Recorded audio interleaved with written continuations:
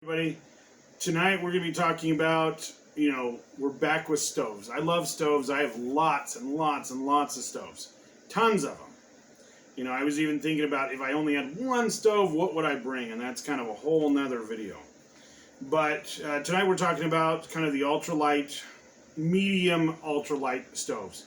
So I still think it's a good idea to have an igniter on them. So each one of these does have the PZ igniter on them. The stove I've used for years and years and years was the Etta stove by Primus. I've really, really liked those stoves. They seem to be, I think, a hardy, good quality stove. They don't do as well in the wind. So they actually put a windscreen in this one when they made this kit. I've since taken that one out because I don't think it's that big a deal. Build something up, save the weight. So I'm replacing it with the new MSR Deluxe Pocket Rocket.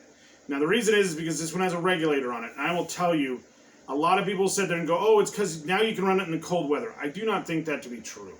I mean, I've ran all the different versions of the jet boils that have regulators in them. I've run all the different versions out there, truthfully, that have regulators. And any kind of real cold weather, anything below that 32 degrees, they tend to just stop working.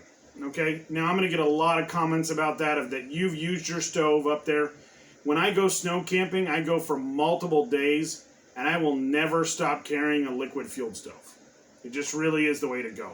When it gets well below zero, I have not seen anything really produce well, and even if they do run, they tend to not burn very well, and also not they burn through the gas really, really fast. Now, I've got some other stoves. You'll see like the Vega stove and some other things out there that have the upside down canisters. They're great, but you burn through the canister twice as fast.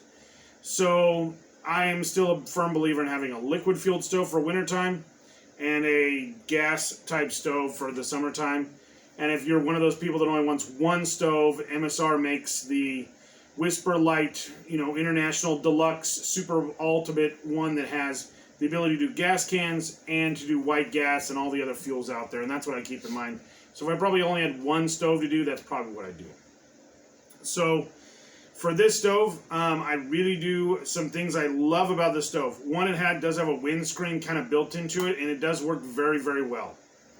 The other thing, I truthfully love this igniter. So this igniter, the actual burner inside is still the same size kind of in burner on side, but it has the igniter in the center, so it does tend to be really reliable igniting.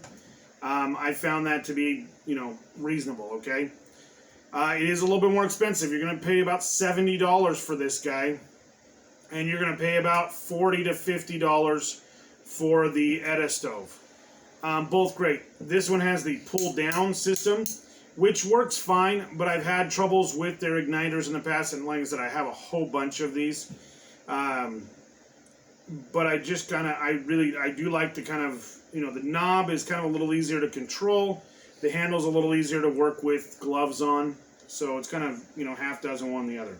So let's weigh them. Okay, guys? So I've got one of them here. Stove by itself, nothing else. It is 2.9 ounces. Okay? Now that may be different than what your particular system says. That's totally fine. All I'm saying is we're just comparing the two against each other. So let's see if I can get this one to stay in the thing for a second. Hold on. Let's tear this one. Alright, so let's get this guy in there. And we're 2.8 ounces. So, I mean, within 0.1 ounce, I mean, that's not a real big difference. Again, not super scientific because I'm not using a highly calibrated craziness, scale, but that's based on ounces. We're going to do some boil times. I want to first kind of do a sound test, and I'm not going to get into like a crazy sound test where we try to sit there and find out whether we've got whether I've got a decimal meter. And I always say that word wrong, so if I just did, that's okay too. So I'm not going to go through that. I'm just going to let you guys kind of hear the difference between the two stoves. So I'm going to go ahead and fire up this guy.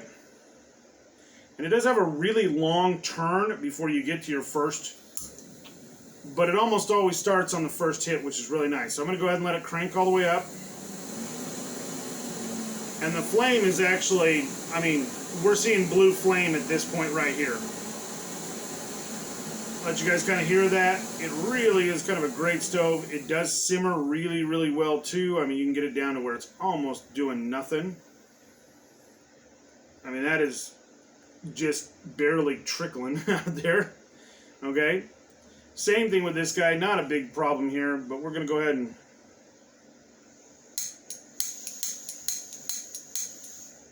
come on. Again, not the best igniter out there. I'm going to go ahead and crank it all the way up so you guys can hear it. A little shorter flame. You know, we were kind of a little bit up here. We're a little bit kind of down on this guy. But a more directed flame. I'm going to go ahead and keep that one going because it's a little harder to ignite. Now what we're going to do, I've got water here.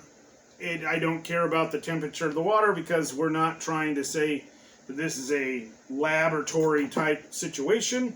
We are going to say that we've basically measured them to 2 cups of water. So there's 2 cups in here, or 400 milliliters, and 2 cups in this one. They both came out of the tap, so they're going to be somewhere in the 70-degree mark. And they were poured exactly at the same time. So they should be pretty dang close. Okay, so we're going to go ahead and put the lids on. We're going to get to our timer here. I have found these stoves to be very, very close. These are 2 brand new canisters, so we're going to go ahead and fire this guy up here. Like I said, really reliable igniter. I love that feature. The one feature I do not like about it is they shrunk the handles, the actual amount of edge around here, so that this one actually sticks out quite a little bit farther, so the original one. So it does work better with some of the pots out there that are a little bigger, and it kind of has a hook where this one kind of has an angled system, which is kind of nice. So if you have smaller cups or anything you're trying to put on there, it really works well. And the handles actually fold down and in, so they do that, and then the handle actually folds in here. So, cool idea. Rotates up. I don't really, you know, all those kind of things are kind of useless to me because they all still fit in the pot. Okay? So we're going to go ahead and crank them both up.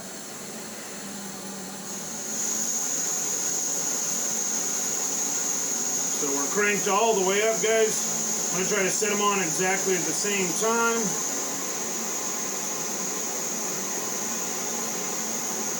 Now we should get a boil time right around a minute, is what we've seen in the past.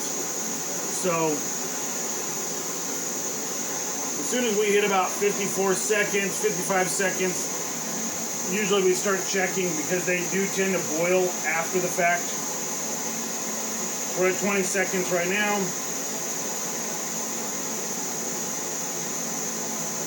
We'll pull the lids off just about 50 seconds and kind of let it finish up.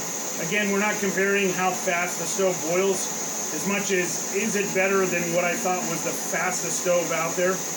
And I really do feel that a lot of these stoves are very similar. We'll kind of go into why I kind of went to the MSR afterwards. So we're 45, 46, 47, 48, 49, 50. Where they're both boiling right now.